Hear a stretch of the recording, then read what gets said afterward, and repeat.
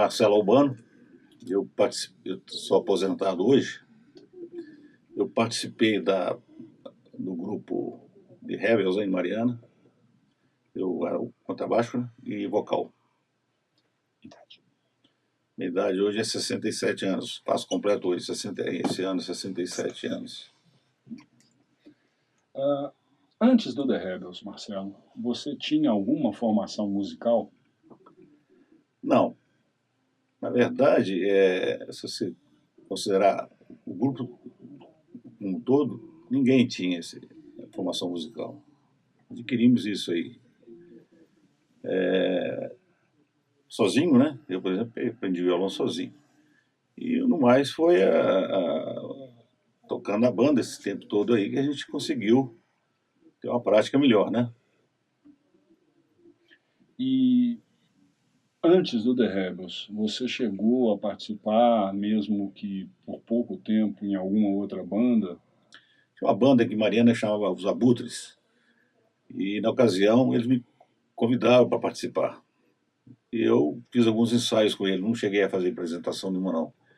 E logo depois o conjunto de Rebels precisou de um contrabaixista e me convidaram para ver se eu topava participar com ele. Foi aí que eu participei, a partir daí que eu participei com os Rebels. Nos Abutres também era contrabaixo? Contrabaixo. Então, repete. Nos Abutres eu também tocava. Na banda dos Abutres eu tocava contrabaixo. E quando surgiu essa oportunidade para passar para os Rebels, né? Contrabaixo mesmo. Nessa época, você devia ser bastante jovem, você tinha hábito de ouvir rádio? Que tipo de coisa, se é que tinha, que tipo de música, que emissoras você ouvia nessa época? Rádio, para ser sincero, Mariana praticamente nem tinha sinal de rádio de Belo Horizonte, né? A gente escutava, mas era um disco mesmo, o LP, né? LP. Tinha aqueles disco pequeno, né, da Philips. E a gente usava, mas a televisão também era bem carente, né? Então a comunicação aqui em Mariana era bem fraca, né? Bom, quando você, então, vamos voltar aos Abutres. Nesses ensaios, quem eram os outros componentes ainda dos Abutres? Se você se Olha, tinha o lembra. Fernando Nicanor, né, que o pessoal conhecia como Fernando Mota. Eu, Fernando Mota, Kleber Antunes,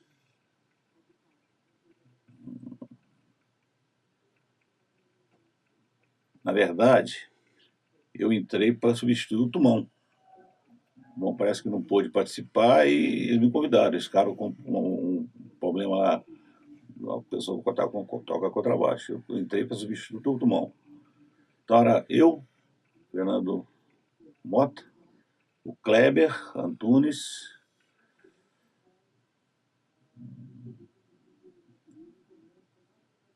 Canelão?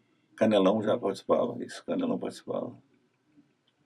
Acho que eu lembro, aí é só, eu não sei se ainda depois, lá bem depois, com certeza. Se o Vicente já participava, não lembro. E quando você passou para o The Rebels, quem eram os demais integrantes? Repete, por favor. No The Rebels, quando você começou a tocar com eles, a ensaiar com eles, quem eram os integrantes? Bom, era o Marcelo Rolim, Zé Afonso, meu irmão, né? Zé Afonso, meu irmão, Aloysio Rolim, Jairo, Evandro. Na verdade, eu entrei para substituir o Evandro. O Evandro estava fora. Acho que era só. Então, quando você entrou, o Jairo já estava? Já estava. Bom, e como é que, nesse período, como é que eram os ensaios, como é que era essa metodologia de pegar uma música, qualquer um chegava e sugeria, como é que era até vocês chegarem a ter condição de tocar, assim, de fazer uma apresentação de uma música, como é que era esse processo de divisão de instrumentos, esse tipo de coisa. Fala um pouquinho sobre isso. Era bem democrático. Por exemplo, eu tinha que tomar conhecimento de uma determinada música e eu sugeria.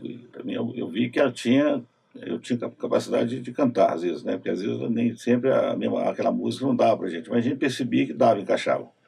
Então eu sugeria, ó, uma música boa, vamos pegar e vamos arranjar o LP, né? Arranjar o LP. Aí tinha que dividir por instrumento, né? E voz também. Então, olha, vamos fazer o seguinte, eu vou ensaiar a primeira voz, em casa, depois, falando, e tinha mais um detalhe, o long play era um só, então eu tinha que ensaiar, depois eu tinha que passar para alguém pegar a segunda voz, pegar lá a participação dele na guitarra ou bateria, o que for, e assim a gente fazia, cada um estudava, o inglês era complicado, o inglês era do jeito que falava, né, cada um pegava, não tinha essa facilidade que tem hoje a internet, né, cada um pegava só, escutava lá o que estava pronunciando e escrevia do jeito que estava pronunciando. Não podia perder tempo também, né, Luiz? Então, se a música saía das paradas, você estava. Então, cada um pegava o seu. A partir da hora que você já pegou o seu jazz, aí colocava um disco para rodar lá no ensaio, rodava e tal, e aí começava a ensaiar, em cima daquilo. Bom, você falou em cantar, mas no período que o Jairo estava, ou pelo menos no inicial, ou logo que você entrou, praticamente só Jairo cantava ou já havia, logo que você entrou, alguma participação sua e do Marcelo Rolim no vocal? É uma boa pergunta. Na verdade, vamos colocar em percentual aí, quer ver? Jairo cantava 70%, 80%. Era Jairo. A gente fazia vocal. Com a saída do Jairo, que nós vimos a necessidade de começar a cada um soltar a goela, né? E foi onde que Marcelo assumiu quase que 50% disso aí. O solo, praticamente, é Marcelo Rolim que fazia. Evandro cantava um determinado número de música, eu também cantava um determinado número, mas aí eu e Evandro, mais ou menos dividido. A Luiz Rolim não cantava nada. Bom, mas ainda voltando nessa época do Jairo, além das músicas, como o Jairo praticamente fazia quase todo o vocal, além das músicas que o Jairo cantava, a maioria das outras eram músicas instrumentais. Você se lembra de algumas músicas? Tinha música instrumental. A gente tocava muito Lafayette. Tinha uma banda na época chamada Lafayette. Eram músicas cantadas por Renato Sobrequepes, outros mais, que o Roberto Carlos, que o Lafayette fazia solo no teclado. Toca muita música. Luiz tocava muita música do Lafayette. Tinha música também, eu lembro bem de uma que chamava Apache, solada em guitarra. O Milionário. Milionário também todo mundo conhece, né? E basicamente solo era instrumental, era teclado. Bom, aí quando você entrou na banda, o Evandro tinha se afastado da banda, mas pouco tempo depois ele se dispôs a voltar. Como é que foi esse episódio? Eu não vou entrar em detalhe não, porque isso aí tem uma certa...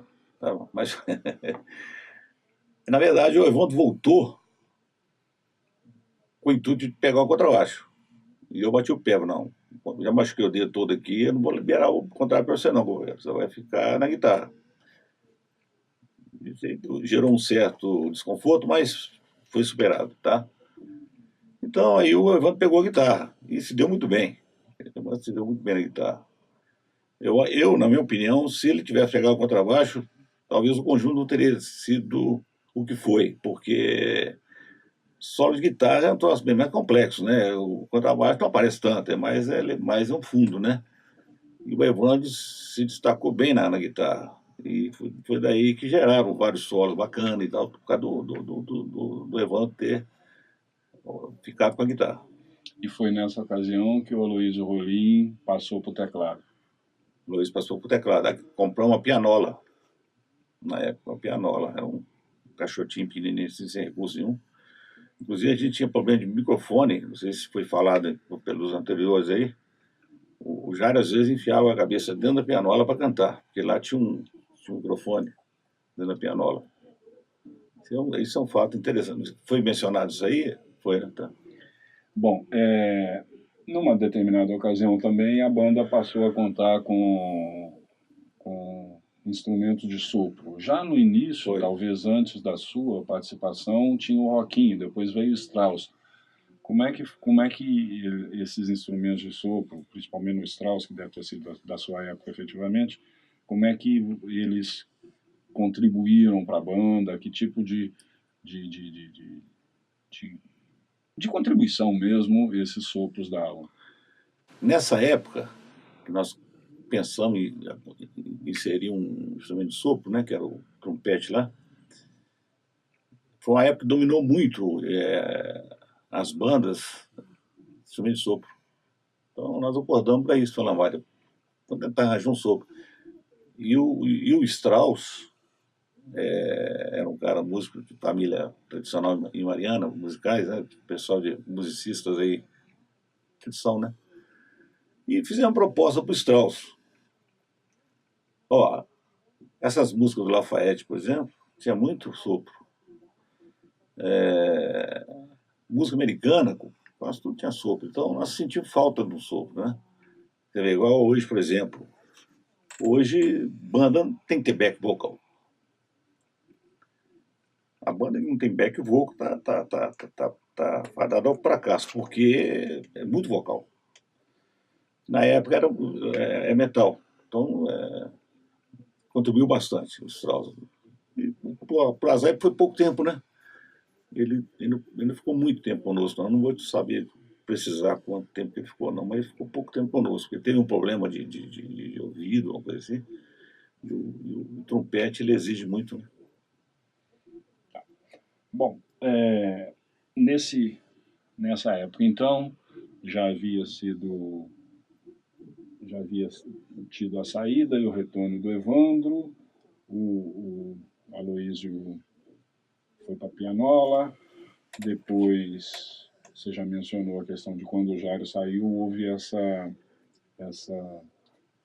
migração aí do Marcelo Rolim, você e Evandro assumirem cada um uma certa porcentagem dos vocais. Né? Ainda com o Aloysio, o que você se lembra assim de uma coisa, algum fato marcante, alguma coisa interessante de um baile, de uma apresentação que vocês tenham feito? Aí tinha o Zé Afonso também. Você tem alguma lembrança específica desse período aí, além do fato do Jairo cantar com a cara dentro da pianola? Você está dizendo especificamente com o Aloysio ou não? Não especificamente com o Aloysio, com o conjunto. De viagem, como é que vocês viajavam, que carro usavam, coisa assim. Nós viajávamos de Kombi, né? Era Kombi. Nessa época era Kombi. Antes disso, viajamos dentro de Rural Willis, né, do pai do Evandro. Eu lembro bem da Kombi, né? Eu acho que, a partir da hora que eu entrei, já era Kombi. Nós tínhamos aí a Brasília, mas na Brasília foi antes, né? Tipo, viajando de Brasília também.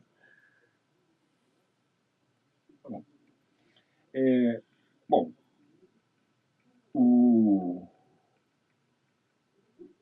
aos poucos vocês foram se apresentando, se aprimorando, etc. E tal. E como é que era a questão de cachê? Vocês dividiam dinheiro? Como é que era a questão de comprar equipamento, de fazer uniforme? Como é que era gerenciado o recurso dos cachês da banda? Uma coisa muito tranquila para mim, sabe? A gente fica mais preocupado em atualizar equipamento e apresentação, roupa, do que o cachê para nós.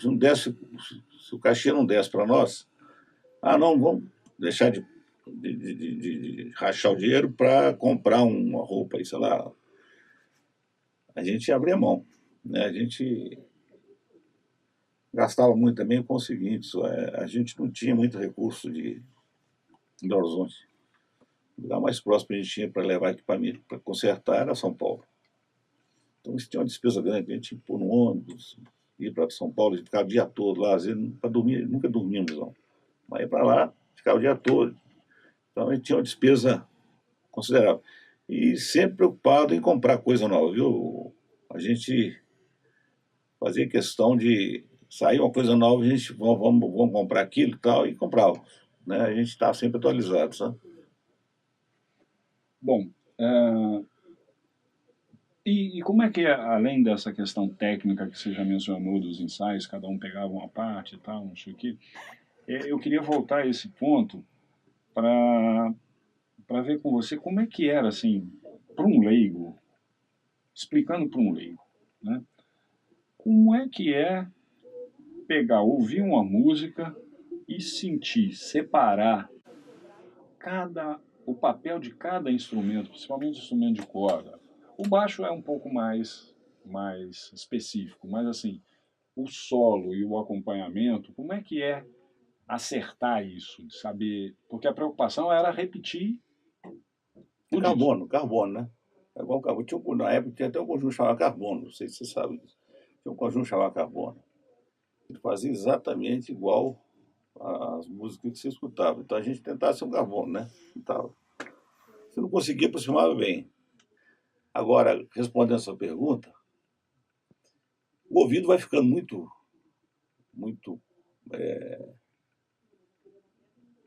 apurado, né? Você percebe, eu passo, a partir da hora que eu pego um disco para escutar, eu quase que isolo o restante, né? Eu fico ali preocupado com aquela parte que eu vou ter que fazer. Então, isso você vai adquirindo, isso aí é um trabalho que depois você vai adquirindo, fica fácil, não fica difícil. Quem tinha o ouvido mais apurado na Na banda? minha opinião, Evandro. Evandro, sem modéstia nenhuma, acho que Evandro ele tinha muito mais facilidade de pegar as coisas. Tá? Às vezes eu pegava coisa errada e me chamava a atenção, assim, você está errando isso aí. Então, eu considero Evandro o cara, em termos de ouvido ali na banda, era Evandro. Tá? Bom, em uma determinada época o Jairo saiu, aí nós já estamos começando aí no início da década de 70. Como você se lembra alguma coisa de participação da banda em festivais de banda ou em festivais de música em apoio aos apresentadores? O que você se lembra dessa época, Bem, já? nós participamos de festivais aqui em Mariana, participando de festivais, acho que mais de um. Lafayette tinha um festival grande em Lafayette, lá no Clube Carijós. E participando também de festival lá em Viçosa, na Universidade de Viçosa. Aqui em Mariana eu participei com eu cantei uma música, inclusive ela foi campeã. Nas demais eram músicas de outras pessoas que a gente acompanhava, né? Viçosa foi assim, eu não vou lembrar de quem que era a música em Viçosa, não lembro. E Lafayette era festival de banda, não era música. Cada conjunto apresentava uma. Para nós aquilo era fácil, né? A gente tocava, a música que a gente tocava nos bailes, a gente tocava lá na hora. Lafayette era o diferencial lá do Festival Lafayette era isso. Era analisada a banda. Tá? E como é que foi o desempenho de vocês? Que outras bandas participaram que você consegue lembrar? Ó, Lafayette participava muita gente. Ó, Lafayette tinha um conjunto em Congonhas que chamava Os Caravelhos. Inclusive o Vando, que morreu, né? O Vando aí das calcinhas aí. O Vando era o líder da banda. Muito boa banda, Os Caravelhos. Tinha uma banda muito boa também de São João do Rei. Tinha a banda de Lafayette, Samor, que eu lembro, Samor. Belo Horizonte, eu acho que não tinha participação, não. Eu não lembro de banda de Belo Horizonte, em Lafayette, não. Os Abutres chegaram a participar também? Esse festival Lafayette, acho que não. Não lembro de Abutres lá em Lafayette, não. Não lembro. Bom, e de participação individual, você falou aí de uma. Você se lembra em que ano foi o nome da música? Menina Maria. O ano eu não lembro. Foi aqui no ginásio. Aqui, onde nós estamos aqui. Menino Maria. Era daquele. Como é que chama, gente? O cara que fez a música. Via muito que Mariana. Sempre estava sensado com ele. Faria, não é Faria. O Léo lembra. O Léo já me falou desse cara, que ele encontrou com ele em Belo Horizonte. Talvez uma entrevista com o Léo aí, você pode explorar um pouquinho, ele vai lembrar. Bom, aí vocês começaram a ganhar corpo, ter nome, fazer bailes. Cita aí algumas cidades onde você se lembra de ter apresentado, ou onde mais apresentavam. Ó, Ponte Nova era quase todo fim de semana, né? Santa Bárbara também era muito. Santa Bárbara era muito. Eu encontrei outro dia, pra você ver, eu estava num jantar da CEMOP em Belo Horizonte. Encontrei com um colega meu lá, o Bronco, lá de Barbacena. E ele foi trabalhar na Cimental e casou com a menina de Barão de Cocais. Mora em Barão de Cocais hoje. E olha quanto tempo tem isso. Ô, Bronco, tudo bem e tal? E ele me apresentou a esposa e tal, começamos a conversar. Eu falei, eu lembro muito bem dessa cidade, o pessoal tinha apelido de pé de pomba, tinha uma rivalidade lá, Santa Bárbara com o Barão de Cocais. O Barão de Cocais era conhecido como pé de pomba, porque era a terra, né, não sei. E Santa Bárbara já teve, porque lá tudo já teve, porque no cinema já teve, não sei o que já teve. Então já tinha uma rivalidade grande. E começamos, mas como é que você conhece essas histórias? Eu falei, eu toquei na sua cidade, lá no Jabaquara, falei com ela. Falou assim, não é possível que você é da banda dos rebeldes, olha pra você ver, da banda dos rebeldes de Mariana. Eu falei, sou. Nossa senhora, vocês tocaram na minha formatura. Ela falou, era status, o shopping, me encheu a bola, né? Era status chamar o conjunto de rebels. Então, é bacana isso, né? Mexeu comigo. Então, então Santa Bárbara muito, Barão de Cocais algumas vezes, né? Porque o poderio financeiro de Santa Bárbara é maior.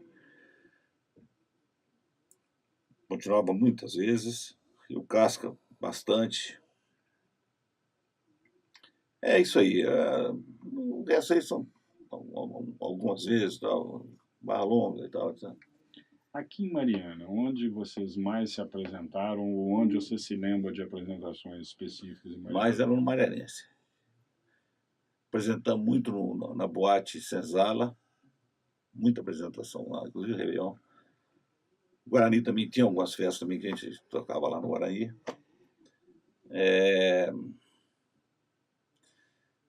Tem um baile que me marca, sabe? Foi lá no condomínio Morro do Chapéu. Foi uma festa da comunidade japonesa de Belo Horizonte. Foi num sábado de aleluia. Foi um baile. Tem aqueles bailes que você toca impecável. Então você dá um defeitozinho e tal, você lembra bem dos defeitos, né? Esse foi impecável, tudo bacana, o baile muito bonito e espetacular. Bom, numa dada ocasião, vocês tiveram mais uma troca de integrantes, que foi a saída do Aloísio e a chegada do Carlinhos Baeta. Conta um pouco do que você se lembra desse processo. Isso foi um processo desgastante. O Aloísio começou a faltar coisa que não era comum no conjunto. Nosso conjunto, modéstia à parte, a gente era muito pontual nos ensaios.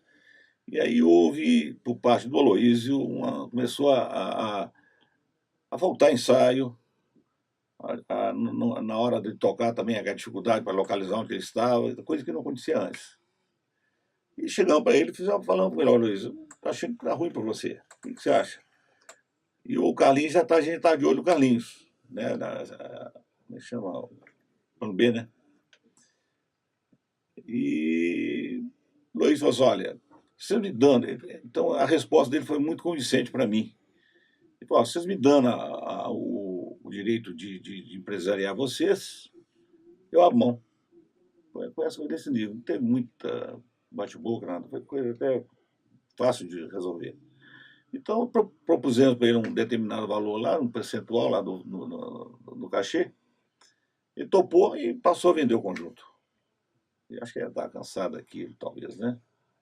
E aí, imediatamente, eu fiz uma proposta ao Carlinhos, ele aceitou de bom grado, não teve problema, não.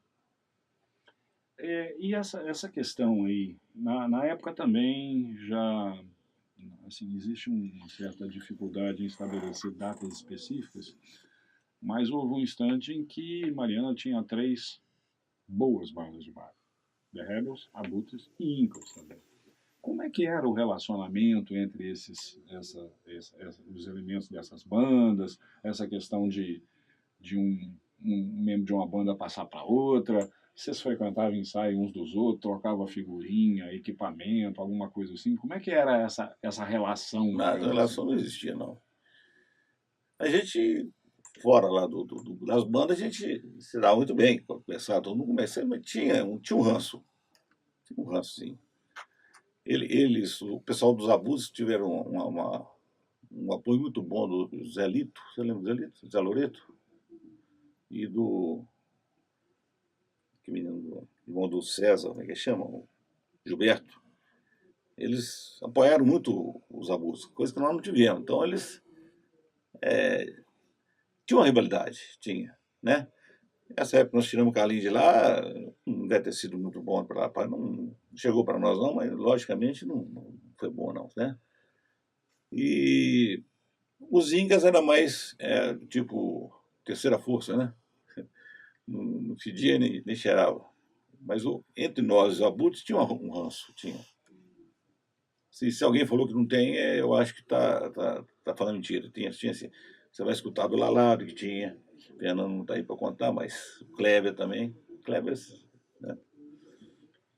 Bom, e como é que foi a chegada do Carlinhos para a banda em termos de um eventual ganho? A banda ganhou com isso ou Ganhou não? muito. O Carlinhos tinha mais. O Aloysio era muito estático, né? Bom de música também, muito bom de música, o Aloysio. Mas muito estático. Os dois não cantavam, né? Nem Carlinhos, nem Aloysio. Mas em termos de apresentação, ganhou muito. O Carlinhos era mais. Eu também, o Carlinhos era mais, como eu diria, mais. Ele tinha mais facilidade, mais versátil. O Aloysio era muito quadradão naquilo que ele fazia, apesar de ser bom músico. O Carlinhos era mais versátil. Bom, vocês, em determinada época, tiveram algumas participações em TV. Era uma coisa meio embrionária ainda, mas o que você se lembra disso? Eu lembro bem isso. O Evandro e o Marcelo, eles tinham lá um tio deles, que era da Shell, e a Shell patrocinava um programa na TV BH. Acho que é TV BH. E chamava. Não lembro como é que chamava. Esse foi um deles. Nós íamos de noite para gravar e tudo. E também na TV Itacolomi. A TV Itacolomi também tivemos uma participação lá, não sei se era Brasa 4, uma coisa assim, nós tivemos uma participação lá. E então as coisas são gozadas porque na época, esse da TV Belo Horizonte, tinha uma banda lá, chamava, a gente fala conjunto, fala banda hoje, né? Conjunto lá chamava Red Demons, Demônios Vermelhos. E essa banda era do Geraldo Tonelli. E Geraldo Tonelli, depois que dessa banda, Geraldo Tonelli era fixo lá no canal. Ele tocava lá para tentar acompanhar as pessoas e tal. Depois dessa banda, o J. Nelly criou um grupo lá, GT Trio, muito bom. E a gente encontrava nas nossas viagens, né? E mais tarde eu vim conhecer o J. Nelly pessoalmente, porque ele fazia porque ele morreu. Ele fazia o que eu faço, tocava sozinho. Inclusive na minha festa de 25 anos de formado, eu contratei ele que tocou na minha banda, na minha festa. E ele era o Red Demons, lá da época. E nós trocamos figurinho, conversando sobre a época que nós apresentamos, apesar de a nossa apresentação ter sido uma vez só, ele era fixo lá. Mas lembrando bem, então as coisas que música tem esse troço, você encontra com as pessoas e Nessa época, o Jair ainda estava na banda. provavelmente sim. O Jairo saiu antes do Carlinhos entrar ou depois? Saiu antes. Saiu antes. Já teve problema de garganta, né? Ouvido, não sei. Teve um problema de saúde aí, que ele gritava muito, então teve um problema sério aí na garganta, ouvido, sei lá. Bom, Marcelo, década de 60, final da década de 60, década de 70, né? Que é o período aí que abrange a duração da banda The Rebels. Os integrantes usavam drogas? O pessoal gostava de uma maconhazinha. Então nós tínhamos um problema muito sério com isso aí, porque a gente está viajando, eles estão lá dentro do carro, lá, numa parada lá, podia. Hoje nem tanto, maconha não dá esse problema tanto hoje, né? Mas na época, maconha era foda. Então, que eu saiba, era o baseado. Se tinha outras coisas por trás, eu não sei. Não duvido que não tenha, não, mas eu não vi. A droga, a maconha eu vi, né? Todos usavam? Não. Ali era Zé Afonso, Carlinhos, Marcelo, só.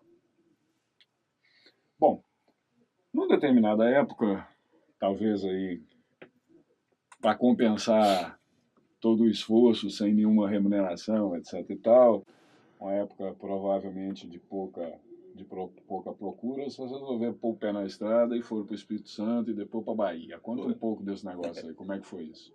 Isso é muito bom. Ó, trabalhamos o ano inteiro. Aí falou, gente, vamos fazer um agrado pra gente, né? Vamos sair para ir tocar e tal, sem nada programado, sem nada. Vamos passear, né? E fizemos. Pusemos a aparelhar no carro, na Kombi, e fomos. Paramos no Guarapari, ficamos na casa do pessoal parente do Carlinhos Baeta, Santa Mônica. Né? Só aproveitando, só gastando, né? Depois resolvemos subir. Eles estavam construindo aquela BR-101, né, da litorânea. E conversando com alguém em Guarapari, falou, não vai para essa estrada não, porque isso aí tá em construção ainda, vocês vão passar aperto aí, tá. Mas insistimos e fomos. Saímos no sábado à noite, sábado à noite, nós saímos de Guarapari e pegamos ali a 101, fomos embora. Tivemos por tudo tipo de problema que você pode imaginar, né? 5 horas da manhã, eu estava dormindo atrás da Kombi, nós fizemos um bagageiro na Kombi, quebrou o bagageiro e estava descendo a carga, assim, eu via o bagageiro aqui no lado, para que tem zero aí. Paramos. Tamaraju. Aí fomos lá para soldar, que negócio todo e tal. Foi o início dos problemas. Depois, tivemos um problema também, rapaz. A Kombi não tinha aquele protetor do cárter. E, bom, tivemos que desviar em vários lugares aí. Aqui não para passar, não. Para dar a volta e tal. Nós estávamos em Itabela, no domingo. E rasgou o cárter. Tinha que parar, fazer a solda lá, ficamos esse domingo lá em Itabela. E fomos subindo, né? Chegamos a Itabuna, não conseguia nada. E quando chegamos em Salvador, a gente ia nas rádios para ver se a gente conseguia alguma coisa, né? E o cavalo, tem uma boate lá na praia de Itapuã, acho que é Itapuã, Piatã, sei lá, que talvez eles precisem de vocês lá, que eles inauguraram essa boate no final do ano, e eles tiveram problema, trouxeram acho que é uma banda de Brasília, e ligaram voltagem errada lá, queimou tudo, não teve o Réveillon lá. Nós chegamos, começamos a buscar e falaram, é o seguinte, eu tenho três pisos aqui. Tem a parte de cima, que é o restaurante, tem a parte do meio, onde que a gente dorme, e tem a parte de baixo, que é a boate. Se vocês quiserem apresentar aqui no final de semana, vocês ficam aqui por nossa conta, vocês vão dormir aí, vão comer, tudo aqui, e vocês apresentam para nós no final de semana. Aí tocamos uma parada. Montamos equipamento lá na boate, dá para tardinha dar uma ensaiada e tal, tocamos lá no final de semana para eles lá. Essa aí foi a história. Nessa viagem, quais eram os integrantes da banda? Eu, Zé Afonso, Carlinhos, Evandro, Marcelo, só. O Jairo mencionou que num determinado instante da banda, ainda quando ele estava na banda, teria havido um convite ou uma vontade de fazer uma excursão para a Argentina. Você se lembra de alguma coisa nesse sentido? Não lembro não. Não lembro não. Então repete isso, conta esse tipo. Tá. Com relação a essa possibilidade de a gente fazer uma viagem para a Argentina, apresentação por lá, não lembro de nada.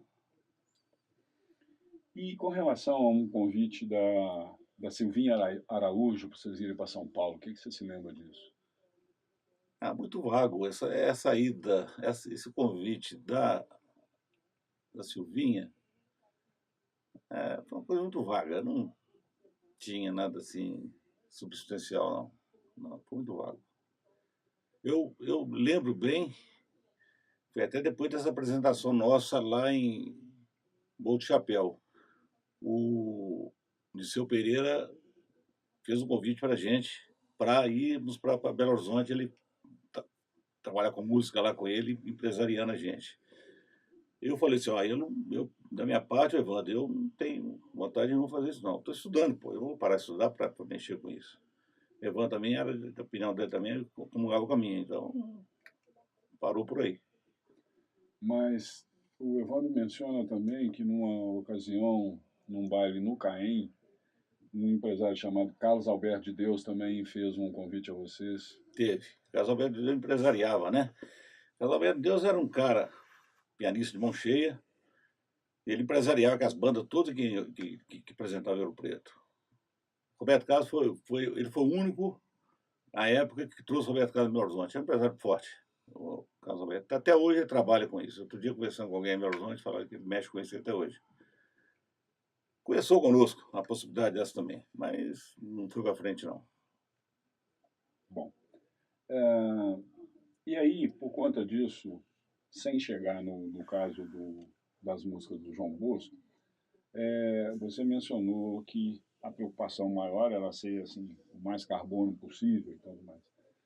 Mas com essas participações, mesmo que individuais, em festivais, etc., nunca ocorreu para vocês pensar seriamente em ter uma carreira assim, autoral, composição, etc.? Olha, essa parte aí, eu hoje, analisando friamente, eu tenho a seguinte percepção. O cara que não compõe, ele está... O futuro dele é muito, muito, muito, muito pouco. Se não tiver composição própria e tudo, eu acho muito difícil ele ir para frente, sabe? Ele tocava só música dos outros, então, não sei, acho que não tinha... Essa é a minha visão, sabe? A minha visão.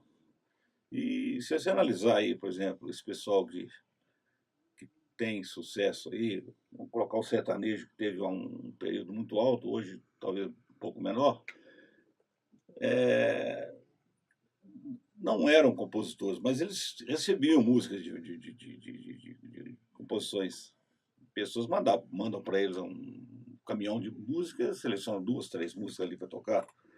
Então o sucesso é deles, né? É inédito. Nós não, nós um conjunto que tocava música só da turma, por exemplo, que eram colocar concorrentes, né? Mas tem Banda Brasil 70, da nossa época, faz sucesso até hoje. Toca música também comercial, toca música dos outros, fazem baile aí, são bandas caras, né? Mas poucos sobreviveram dessa turma toda aí, tá? E bandas com muito mais nome do que a nossa. Não ficaram no mercado. E a que você atribui vocês não terem partido para essa possibilidade? Eu acho que é o seguinte, o fato da gente não ter pensado nisso, talvez faltou alguém de maior peso chegar pela gente fazer uma proposta para a gente de uma mais sedimentada, né? Talvez tenha sido isso. Eu não queria parar de estudar, porque eu nasci para trabalhar para os outros, né? Eu, infelizmente não sou empreendedor. Então eu queria formar e trabalhar. E não ia abrir mão disso. Eu acho que Evan também pensava assim. Então eu acho que se deve muito a isso, né? E a idade, né? Aí tá na idade de empolgação, tudo era muito bacana, eram flores, né? E tal. E eu acho hoje que fizeram até bem, sabe? Porque a chance de fracasso era muito grande. E aí, então, vamos para essa situação do compacto que vocês gravaram, com 4 músicas de João Bosco. Eu queria que você contasse um pouco de como é que você ficou sabendo disso, como é que chegou e como é que vocês chegaram ao ponto de gravar mesmo. Se possível, comentar um pouco sobre as músicas, o que isso tinha a ver com o estilo de vocês ou não tinha. Bom, o João Bosco gostava de compor, né? Dentro dos limites dele lá, faziam entusiasmado, né? E ele falou conosco o seguinte: estou querendo gravar isso aqui, a prefeitura vai bancar, não vai ter despesa em vocês simplesmente vão executar e a parte de gravação, tudo por conta da gente. Eu achei bacana aquilo. Imagina você na época que ninguém gravava. Hoje, se quiser gravar, grava, fácil, né? Não tem segredo não. Mas naquela época é muito difícil. Então, a proposta foi tentadora demais, né? E pegamos aquilo para gravar. Qualidade. Para a época, razoável, estúdio bemol. Até hoje, existe até hoje bemol. Era o único estúdio que tinha em Belo Horizonte. Caiçaras. Foi uma dificuldade muito grande para gravar.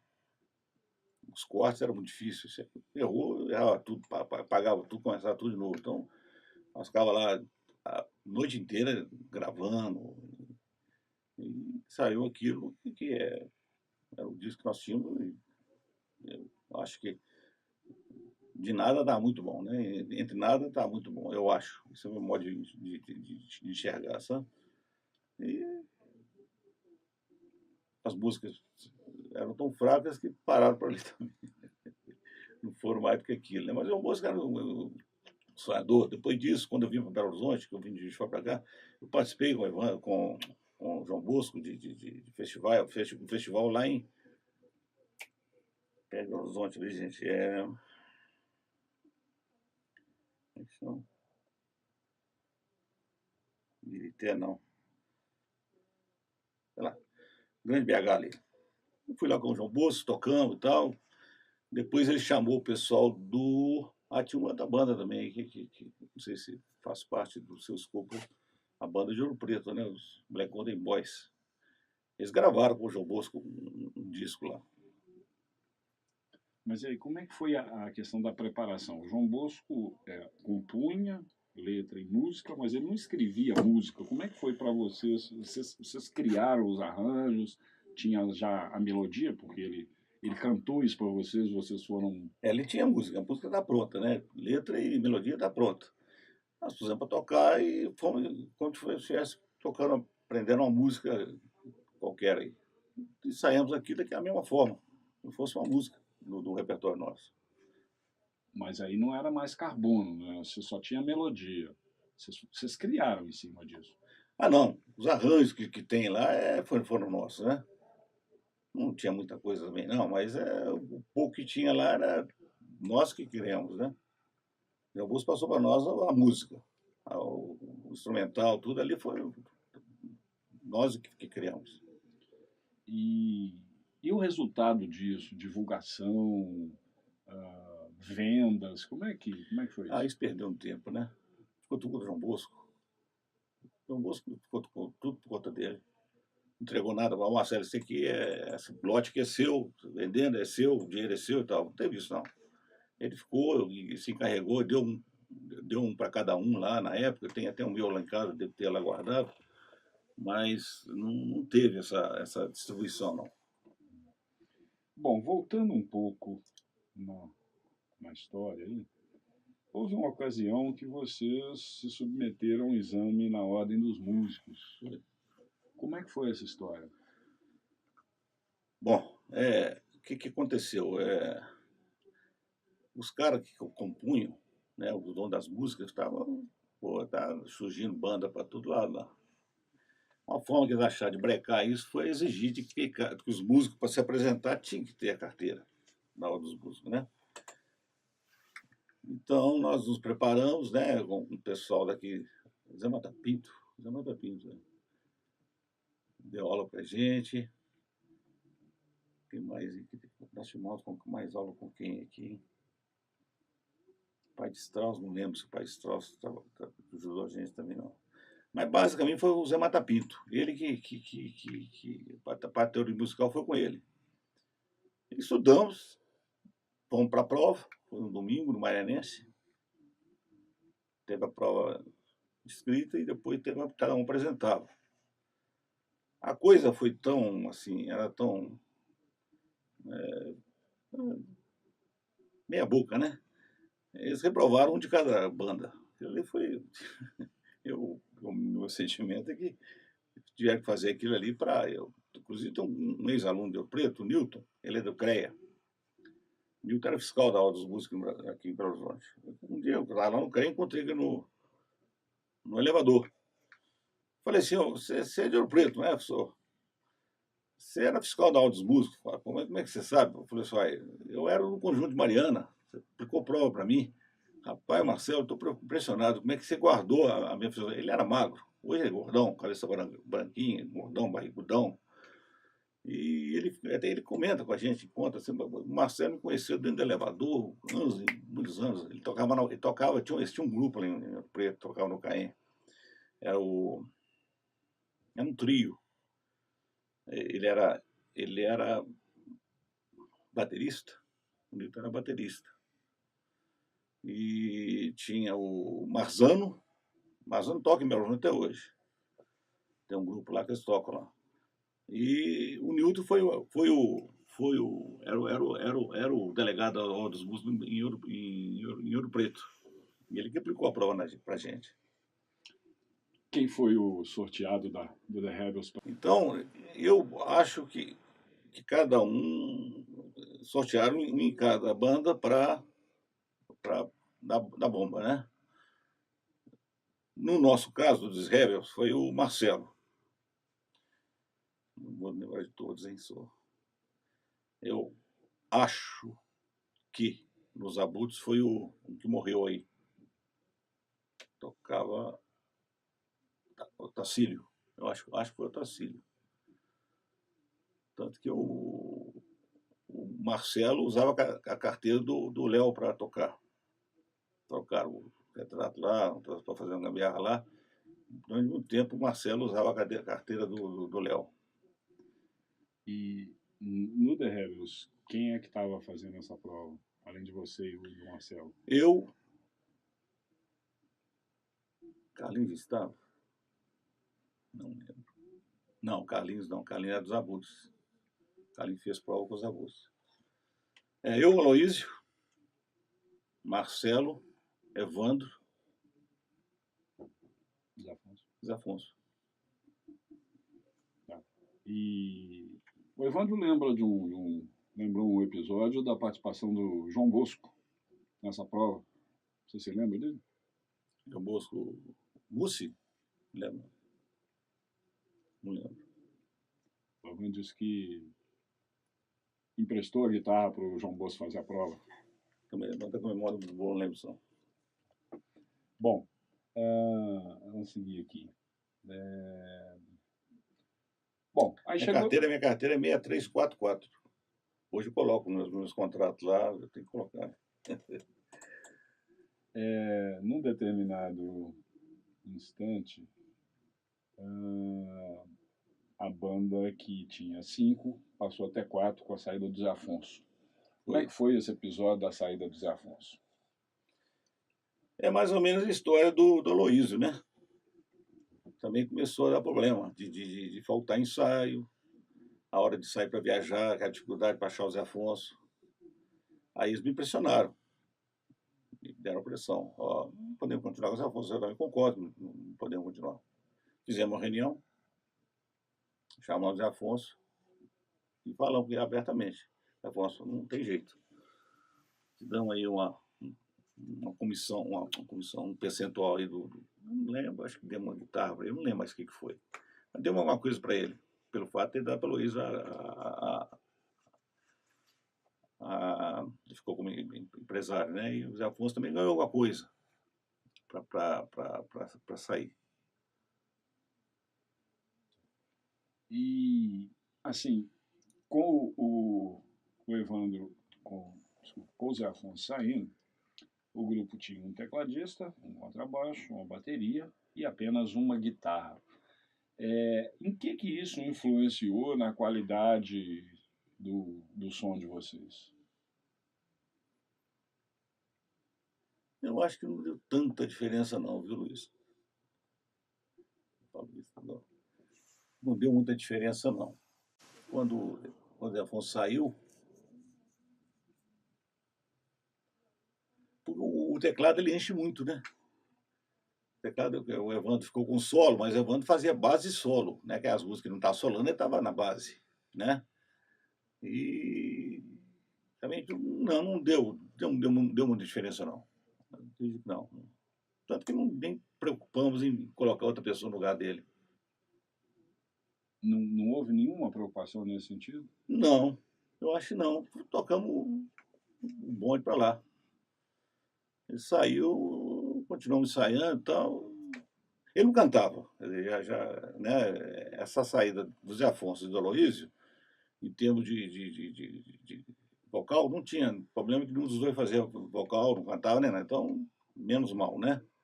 E a guitarra do Evandro, do Evandro cobriu bem isso aí. Bom, vamos então para aquela última parte sobre que poderia ter mudado o rumo da banda, e que é a questão do convite para ir aos Estados Unidos. Eu gostaria que você comentasse esse episódio e também mencionasse se o Zé Afonso ainda estava ou não. Como é que foi isso? Como é que foi esse convite? Nos Estados Unidos? Sim, o Evandro mencionou isso e o Marcelo Runim também. Era um cara que trabalhava aqui na coisa da Samarco. Na Bechtel. Isso, na Bechtel. Tinha um cara. Vai, desenvolve e menciona se os Afonso estavam ou não. Está saindo lá nessa época, nós estávamos saindo lá na casa da dona sogra do Evandro.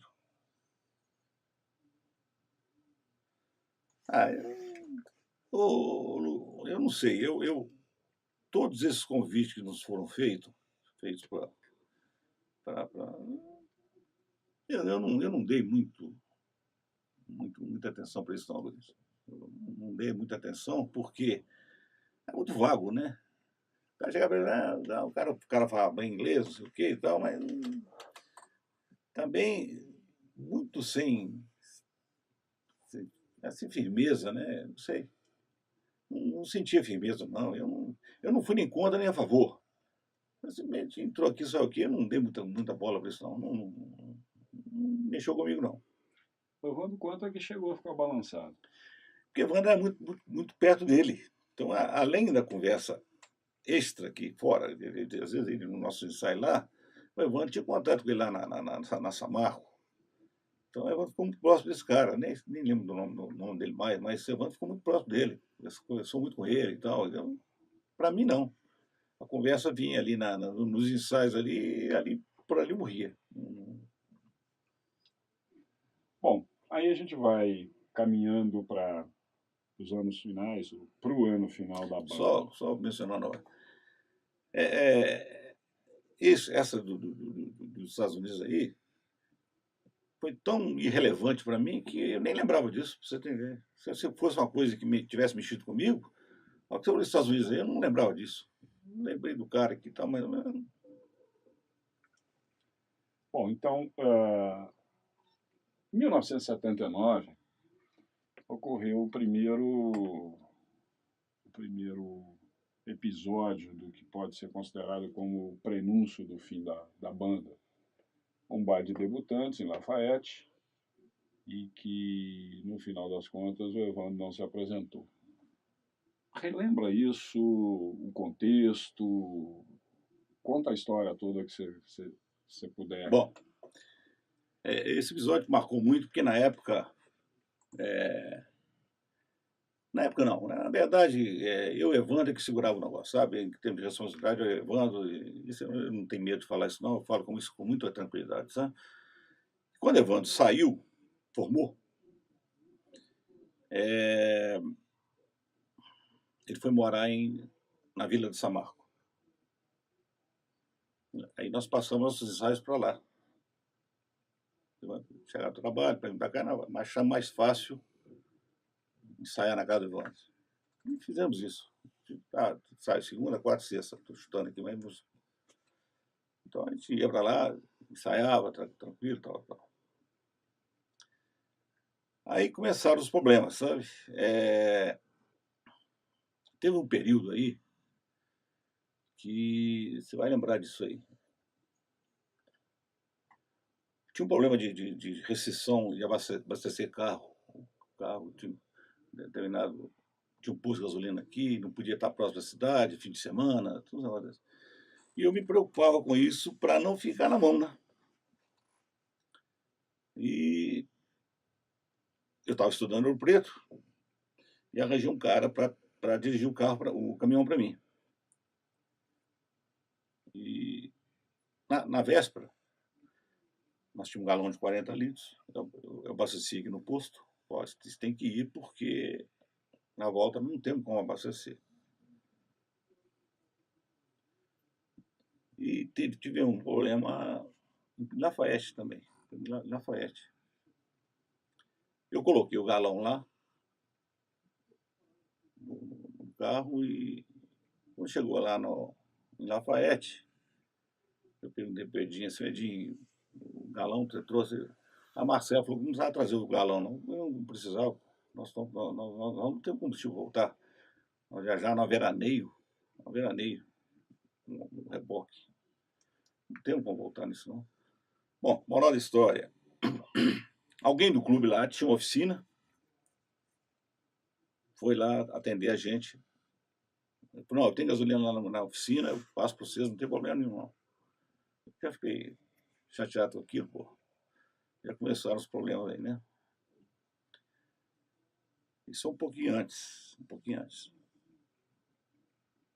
Quando chegou na data fatídica lá, bem antes também, eu falei, Evandro, nessa época nós estávamos saindo na casa do Carlinhos. Eu falei, Evandro, você vai ter. O seu menino vai nascer e como é que vai ser isso aí? No dia do baile você vai estar. Você tem achar melhor a gente cancelar isso aí. Vai evitar problema, né? Se você. Não, vai dar tudo certo, Marcelo e tal. E realmente fomos levando, né? E chegou no dia do baile. Fizemos um contato com o Evandro, tá tudo normal. Ela tirou a criança, né, em Belo Horizonte. Tá tudo normal e ele ia comparecer no baile. Fomos para Lafayette. Chegando em Lafayette, nós estávamos lá no hotel, trocando de roupa, né? Nós estávamos com um problema nessa época. O Marcelo Rolim tinha tido um acidente de motocicleta. Ele não estava podendo cantar e nem tocar. E a bateria estava tocando com muita dificuldade. O Ivon Pachá estava ajudando a gente, na tumbadora. Vários bailes ele participou conosco. Aí nós estávamos lá no hotel, o cara do hotel chegou lá na porta do quarto, olha, tem um telefonema aí, Evandro quer falar com o Marcelo Moraes. Eu disse para atender o telefone. Evandro falou assim, Marcelo, pô, esse baile era, não tem as horas, isso era 8 horas da noite. E tinha uma cama de eco, nosso italiano lá, só Evandro que me mexia, amadorismo é foda, né? Só Evandro que ligava com aquela cara, ele costumou ver, ninguém mexia com aquilo, na hora legal e tal. Porque o Marcelo não tem como ir. É questão psicológica, se eu deixar a Marisa aqui vai dar problema e tal, não tem como ir e tal. Falar que não, aí não tem, eu não vou tocar, não tem, não é por aí, né? Aí comecei a, como é que vai ser e tal. De cara veio na minha cabeça, você falou que tinha que ser preciso nas respostas, essa aqui eu estou me alongando, mas talvez até seja. Bom, eu pensei primeiro na câmara, o Nier. Falei, puta, né, que a câmara de eco não se ligar aqui não. Aí nessa altura já começaram Carlinhos, o Ivon gostava também, Marcelo, e eu lá, né? Aí fomos lá pro palco.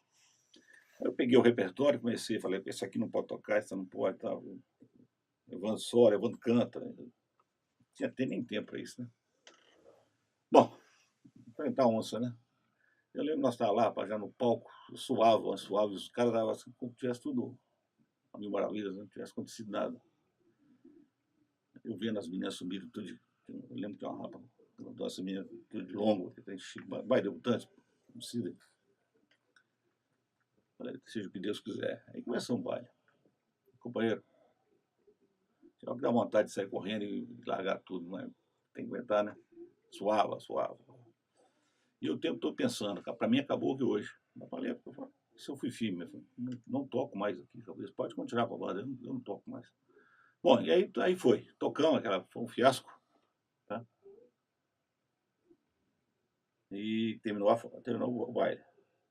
A sorte que nós tínhamos um baile de Réveillon, isso foi em setembro, Réveillon, no outro clube de Lafayette, no Santa Cecília. Aí, porque os negros se acalmaram, colocaram uma palhagem, tal, dentro do carro. Já na viagem eu falei, olha, para mim acabou que hoje. Alto Monton, acabou para mim, a festa acabou que hoje. Eu vou cumprir o baile do Réveillon, que já está assinado. Você fala com o Marcelo, né? Você fala com o seu irmão lá, que não assina depois do dia primeiro, que ele assinar, não conte comigo. E foi tudo na guerra.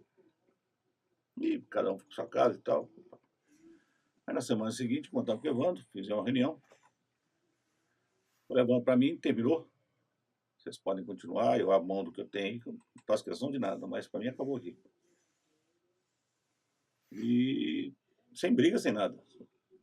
Meu ponto de vista, né? E assim foi.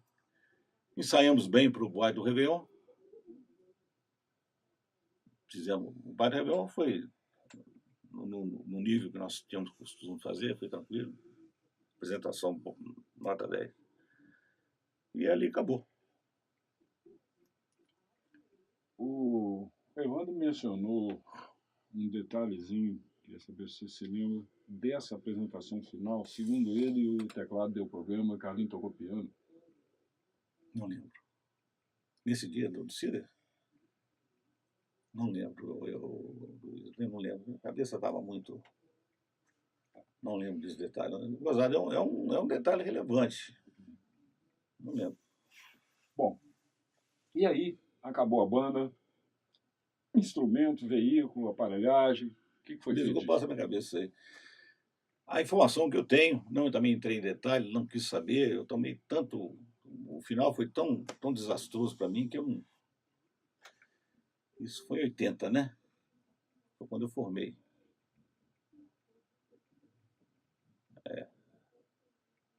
Formei em dezembro de 80. Esse baile foi em setembro. Aí veio o Réveillon, toquei. Em março eu comecei a trabalhar. Já fui para Belo Horizonte, já não... A informação que eu tenho é que surgiu uma banda em Santa Bárbara e eles venderam boa parte dos instrumentos para esse pessoal de Santa Bárbara. Não procurei saber também, não.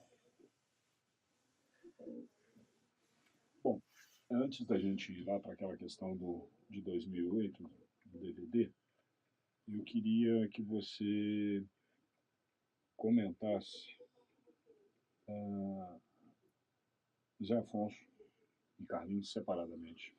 Basicamente, como pessoa, como músico, no caso do Zé é irmão, né? Mas assim, eu te pedindo assim, defina Zé Afonso e tudo que aconteceu de proximidade junto à banda e mais a questão de irmão, etc. Tal. Quem era Zé Afonso? Zé Afonso ficou muito magoado comigo. Eu sei por outras bocas, né? Nunca chegou perto de mim e falou comigo assim, na lata aqui. Não gostou da minha atitude, ou seja, não ter ido pro lado dele. Eu ia responder à altura, né? Ele sabe que eu ia responder. Ele falou, você saiu porque tinha que sair. A resposta ia ser essa. Não sei se pelo saber como é que eu sou, ele não quis nunca, mas eu soube por outras bocas que ele ficou muito blindrado comigo. Não cortou o relacionamento comigo, de conversar hora boa e tal, mas no bastidor ele não ficou muito, não gostou muito da minha atitude, não. Mas assim, diga Zé Afonso como pessoa, Zé Afonso como músico. Ah, ótima pessoa, Zé Afonso é da melhor qualidade. O cara que não tem nada a queixar de Zé Afonso. Com toda a responsabilidade dele, acho que o cara não é cara de confusão, muito pelo contrário. Já comentei isso com várias pessoas, já escutei de outras pessoas. Não sei se falaram isso para me agradar, mas a minha visão com relação a Zé Afonso, nada que o desabone, sabe? Nada. E como músico? Ele tinha um defeito muito grande, sabe? Ele gostava de ficar aumentando o som dos troços lá e incomodava a gente. Toda hora a gente tinha que abaixa e ele gostava de troço muito alto. E a mesa ficava perto dele lá e ele é o único defeito que ele tinha. Muito dedicado, ele gostava de música, né? Aquele cara que dava vida para aquilo lá. Questões outras, não sei. Partiu para isso aí que teve que sair, mas gostava. Como é que foi nessa aí? Eu vou pedir para você ser mais sucinto, porque da outra vez você estendeu para caralho e não vai adiantar muito não. Como é que foi a questão do episódio da morte dele? Como é que você, pessoalmente, como irmão, como companheiro de banda, que já não era mais companheiro de banda, sentiu o assassinato do Zé? Ó, eu recebi notícia de uma forma muito ruim, sabe? Eu estava tocando em Escarpas do Lago, na casa do Nilton Cardoso, Réveillon. Eu estava trabalhando na Terex e nas vésperas do Réveillon, meu chefe Maurício falou assim, Marcelo, você vai estar onde? Eu vou estar em Escarpas. Porque nós estamos com uma dificuldade aqui de uma sucata para sair. Eu falei, não, Maurício, eu posso vir aqui. Eu venho cá. Eu vou estar lá. Eu ia tocar lá no dia 31 para primeiro, e no dia 2 eu ia tocar em São Sebastião do Paraíso. São Sebastião, na casa lá do amigo meu do Salvador Mafra. Então o que eu fiz? Eu toquei no Réveillon, tinha um parente do Nil, estava vindo para Belo Horizonte, e me trouxe de carona, deixei a Anja, a Anja e o Leandro estavam comigo lá. E eu vim para trabalhar, despachar a sucata. Quando cheguei em casa, a minha secretária estava piscando. Eu abri a chamada, era o Rogério, meu cunhado. Falou, Marcelo, ó, o Zé Afonso morreu, não sei o quê, pô, imagina você. Aí eu liguei pro João Bosco. Ô, João Bosco, também Marcelo, eu tô sabendo e tal, mas como é que você estava? Não, tranquilo. Só que eu tenho que circular melhor aqui e tal. E assim foi. O Rogério, meu irmão, me passou lá em casa, me trouxe para Mariana. Que negócio todo. Agora, com relação a quem foi e quem não foi, só isso aí. Eu mergulhei nisso não, porque é muito difícil. Eu já conversei sobre isso, a respeito de Eugênio, com o Hélio Petrillo. O Hélio Petrillo falou, Marcelo, não acredito que foi Eugênio, não. Então ficou essa incógnita, né? Para mim, para todo mundo, né? Eu não sei. A família não quis ir a fundo ou não achou jeito de ir a fundo? Olha, quem que teria que ir é como a pessoa da Sandra, né? Se quiserem falar nisso aí, fala até hoje e tal, mas fala que foi Eugênio, não sei o quê. Mas acho que ficou assim, né? Eu não sei. Eu não sei. Sinceramente, que isso aí para mim. Não... Então vamos lá para 2008. Todo mundo já. Banda já há muito tempo, né? Como é que foi essa história? Como é que surgiu o interesse? Como é que foi a preparação? As participações de Vilmas e Mundinho? Conta, dá uma geral sobre isso aí. Aí eu vou ter que esticar, hein, companheiro? Né? Bom, me procuraram, até a irmã do Targino, a Cláudia, me procurou. Marcelo, estou querendo fazer uma festa bacana aqui. Viajar muito, né? Reuniu conjuntos para a gente fazer uma festa aqui em prol da Santa Casa, de Ouro Preto. Cláudio, brilhante ideia, mas eu acho que isso aí não tem jeito não. Ah, não, olha com o Evandro e tal. Aí eu vou começar a mexer, tá? Vou ver o que vai dar isso. Conheci o Carlinhos, pronto, entendeu? Então, o Carlinhos, eu nunca fui muito próximo do Marcelo, não, sabe? Marcelo Rolim. Então a gente tinha. Não é que se fosse inimigo, não, mas ele não me cheirava muito, não. Não sei por que, cara. Não, mas eu falei, ó, começa com o Marcelo lá, você teria interesse. Olha com o Jairo, olha com o Jairo, quando ele convidou o Jairo, foi. E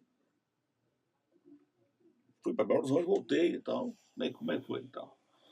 Tem um problema do Evandro. Liguei para o Evandro. O Evandro, como é que é? Ah, mas você tem jeito, não. Ó, Evandro, vamos fazer um troço aí, só. A gente tem condições de fazer isso aí, só. Não, vai gravar um negócio, ter um. A gente não tem nada, né? A memória para nós ficou muito fraca, não tem nada, zero. Pensa direitinho. E aí, Evandro pensou e me respondeu que ele teria condições de fazer o seguinte: viria aqui pelo menos umas 3 vezes. E para ele vir aqui teria um custo. Esse custo, se eles bancassem, tudo bem. Aí comecei a comprar, não, a gente banca para ele e tal, essa viagem e tal. Bom, bem. Aí Carlinhos falou, o Marcelo Rolim não tem condições. Aí eu pensei no Mundinho, vamos, o Carlinhos, o Mundinho tocou bateria, quem sabe o Mundinho topa para entrar nisso aí. E o Mundinho topou. E começamos a ensaiar. Eu vim aqui no fim de semana, ensaiei mais do que Evandro, porque eu andei 3 vezes só, né? Separamos o repertório e eu lembro que faltava um mês para a festa. Eu cheguei lá na casa do Mundinho para ensaiar, o Carlinhos segurou na porta, o Marcelo, o pessoal não está querendo cantar, não. Eu falei, não, mas não tem jeito não. Tem propaganda para a cidade toda, pô. Eu acho que isso aí não. Aí eu fui meio dura lá na hora do ensaio. Eu acho que aí não. Se tivesse de não aceitar, tinha que ter sido feito. Agora, na última hora, pô, é chato para danar e tal.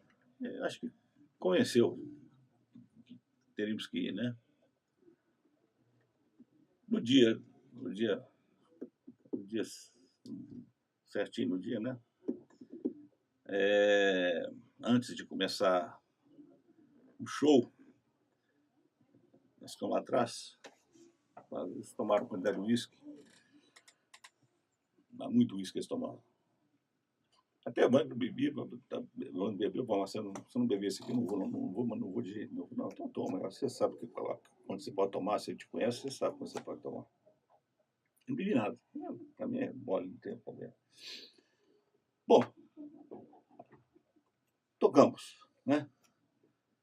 Eu acho que foi bem além da minha expectativa. Eu achei que a coisa ia ser pior. Né? Marcelo andou dando umas rateadas lá, era muito tonto, fazendo uns trachados lá. Algumas músicas, na hora de selecionar lá com o pessoal da produção, tem música lá que eu tive que tirar, porque estava muito ruim. Aquelas que estavam mais ou menos eu deixei. Aquelas que estavam boas ficaram.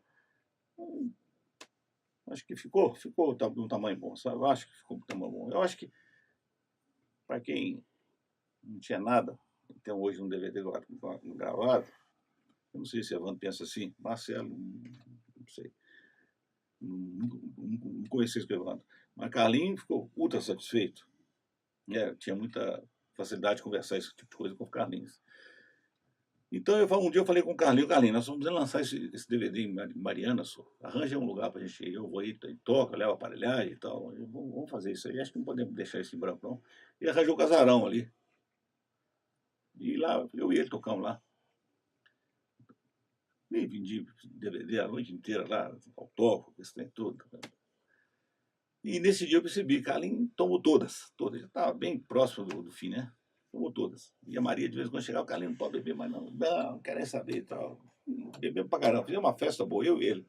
Foi bom pra caramba.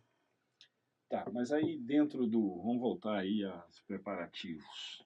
Como é que foi a situação de que no final... Vamos pegar, Jairo. Estava previsto... Estava previsto e acabou não entrando. Por que isso aconteceu? Eu cheguei aqui um dia, já tinha mandado ali para convidar o Jairo. Ele teve um dia lá, acho que teve um dia lá, não me lembro se teve, não teve.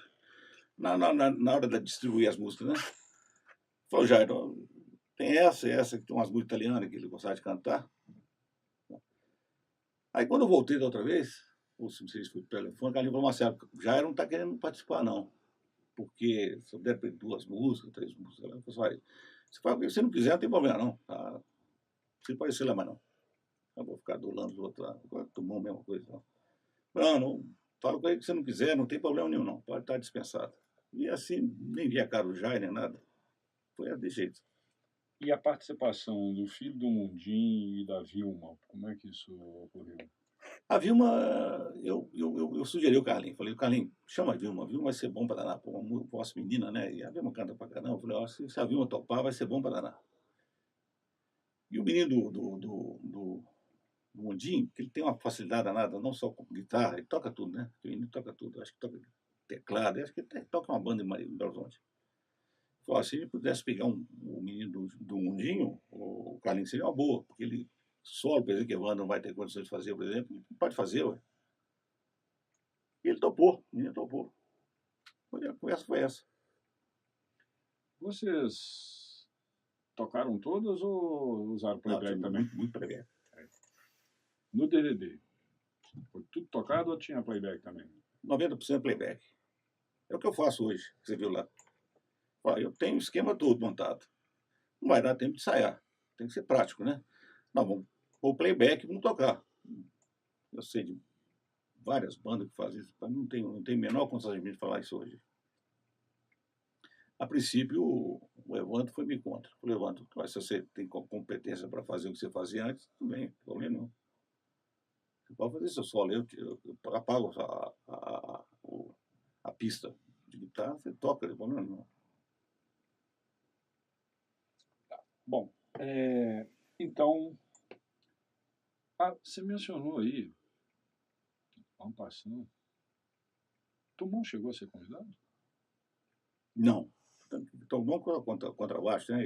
Ou eu ou ele, né? Essa aqui não faz parte da coisa não, mas você tem o ciúme do cão desse contrabaixo seu, não? Tem nada. Eu sou muito, não tem negócio, não. Você está dizendo por causa daquela história de treinar ali, não. Ali eu arrebentei. Você aprender, eu tocava violão, tocava contrabaixo, você arrebenta. Meu dedo ficava dentro da água ali. Ó. E eu estava começando a gostar do negócio. O cara chega e vai ficar, não, você vai ficar com a guitarra, o contrabaixo é meu. Aí eu, mas tem hora que você tem que ser. Bom, e aí, após agora, o Tumon, ou eu ou ele, não tinha saída, né?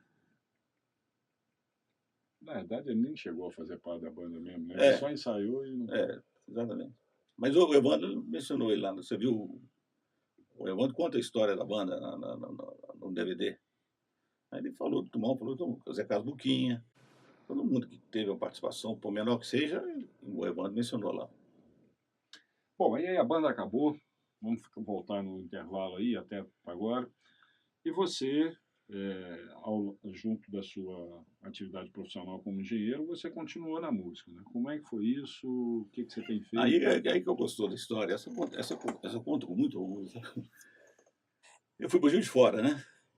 E Juiz de Fora, rapaz, eu lembro um dia lá, rapaz, interessante.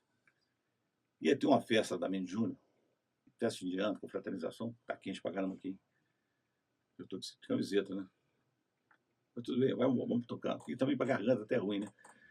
Mas tinha uma festa lá um conjunto muito bom de Juiz de Fora, Sulfas, ia tocar.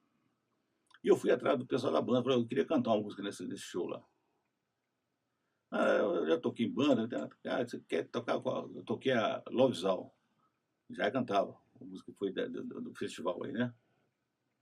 E saiu com ele lá, rapaz, chegou no dia lá da festa lá, quem da minha, o pessoal mais chegado, eu sabia que eu tocava, cantava, já cantei em banda. E aí os caras me chamam, o pessoal do conjunto, agora o Marcelo, o colega de vocês, vai dar uma canja aqui. Eu cantei o troço, porque eu cantei bem, porque a música existe pra na garganta, minha garganta na época estava muito boa. Cantei Lovezal lá, fui pra aplaudir de pé. E aí o pessoal começou, Marcelo, porra, ninguém sabia isso, não sei, que tá. Vamos fazer umas curriolas aí, tá? E começou. E aí, ficar junto, tocar. E comecei a entusiasmar. Comprei esse pedestal para colocar letra de música, comprei violão. Tá, aquelas festinhas lá, tudo eu estava lá tava na boca, né? E fui abrir o bar. O bar foi em 79. Não, 79, cabeça. Eu saí eu saí da de fora em 1980. Dois, Collor, como é que é? Collor foi quando? 98, né? Não, antes, 94. 94. 90. Réveillon. O bar inaugurou no Réveillon 90. Construiu o bar. Chão, construiu o bar lá. E pegou um sócio lá, um dia metalurgista lá também, lá de Volta Redonda, ficou meu sócio e tal. Nessa época tinha poucos bares de fora, tinha música ao vivo. A casa ficava assim, 60 mesas. Já eu fui lá um dia, eu acho. E não ganhei dinheiro, não. Ninguém roubando, aquela assim, como conhece, fazer o que você não sabe, vai dar nisso. Mas foi muito bom. Foram 2 anos de bar. Depois me transferiram para Belo Horizonte, eu continuei no bar lá. Todo fim de semana eu ia para lá tocar. E meu sócio falou, vamos fechar esse treino. Ah, não. Não vamos ganhar dinheiro com isso aqui, Márcio, mas você tem que vir. Forte aqui é a música e tal. Olha só, fecharam o bar. O bar foi fechado pela prefeitura de Juiz de Fora. Barulho, né? Bom, aí eu já estava em Belo Horizonte tocando. Tocava nas casas, fui comprando aparelhagem. E um belo dia, em 95,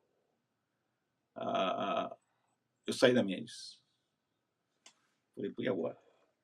Aí fiquei sabendo que um colega nosso, o Julinho, estava na Coca-Cola, era diretor da Coca-Cola. E a Coca-Cola tinha um evento, chamava Kaiser Faz o Show. E tinha um cara só que fazia isso lá, é um cara do Blue Star, antigo Blue Star, banda da nossa época, que ele, a Kaiser tinha sido lançada, então você tinha um bar. Falava, essa noite, se você vendesse só Kaiser no seu bar, eu te dou a música. E assim foi. Eu fiz o contrato com a Coca-Cola. Eu viajava esse tempo todo, em Minas Gerais, todo dia. Não parava em casa, não, Luiz. Um dia eu estava em Itabira, no dia seguinte eu estava em Lafayette. Um dia, na hora, passava na Coca-Cola, pá. Só que isso aí durou aí o quê? Um ano. Um ano. Aí chegaram para mim e falaram, Marcelo, esse projeto vai acabar. Acabou, tá bom. Aí eu fui dar aula, dei aula. Fiquei dando aula um tempo lá em Belo Horizonte, dei aula, sei lá, uns 3 anos dei aula em Belo Horizonte. Depois fui para a FIAM e a música continuou. Tá? Não parei, não. Sempre fazendo a música, em paralelo. E é isso hoje que eu faço. Né? Bom, para finalizar, 3 coisas nessa parte, né? 3 coisas aqui. Você já falou que o baile que te marcou mais assim pela satisfação de ter feito bem feito foi aquele lá do Morro de Chapéu, né? Ah, Mas assim, de uma maneira geral, qual foi a maior alegria que você teve na banda e a maior tristeza que você teve na banda? a tristeza não precisa falar, né? Essa aí do final, né? Sempre é uma tristeza. A maior tristeza minha na banda foi o ter que terminar da forma que terminou. Né? Podia ter terminado da forma melhor, mais tranquilo. Mas terminou assim. Agora eu vou te falar, o tempo que eu vivi de banda, para mim foi maravilhoso.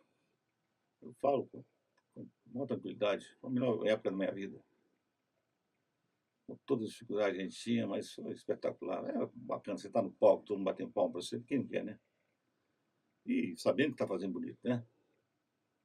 Então, para mim, isso aí é a melhor fase da minha vida. Tá dessa forma que você definiria o The Rebels na sua vida. Isso.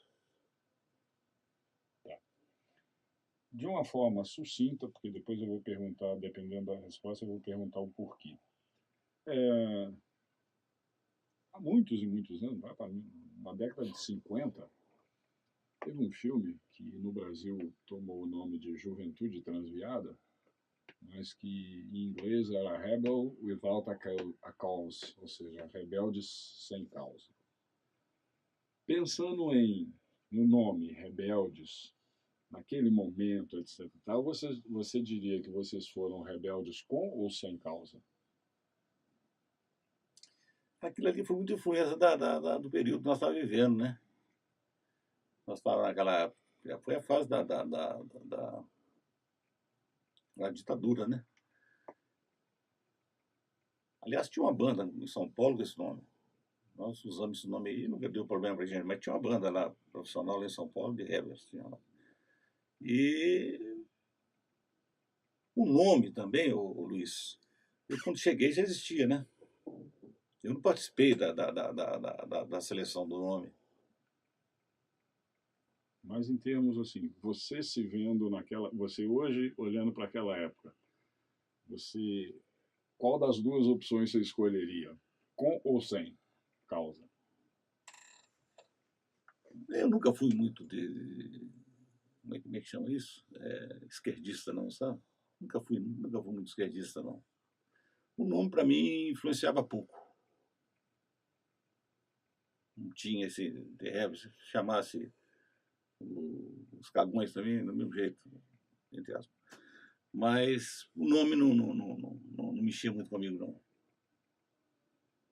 Talvez pelo fato de eu ser um cara assim, que não sou muito preocupado de esquerda, talvez seja isso. Eu não sei a opinião do restante da banda, mas a minha opinião é essa. Alguma coisa que eu não perguntei a você, Marcelo, deveria ter perguntado? Alguma coisa que você queira acrescentar a título de depoimento? Não tem nada assim relevante. O que seria relevante foi tudo explorado aí. Né?